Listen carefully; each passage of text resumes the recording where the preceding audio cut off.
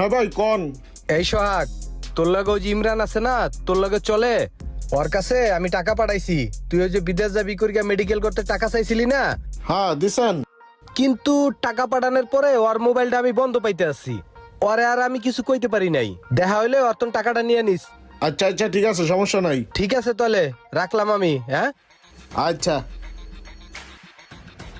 ইমরান, ওই যে তোর মোবাইলে আমার 5,000 টাকা আছে বুঝছো? ওই মামুন ভাই টাকাটা পাঠাইছে, তোর নাম্বারটা বন্ধ কইতে পারে নাই।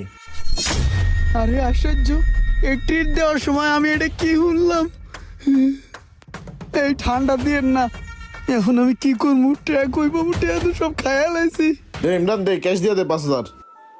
হ্যাঁ, তোর টাকা আছে মনে হয়, আইসে মোবাইলের ভিতরে আছে, মোবাইলের ভিতরে আছে। খাইয়া দে মানে এই একটা বুড়া নিয়ে না। কেমন তোর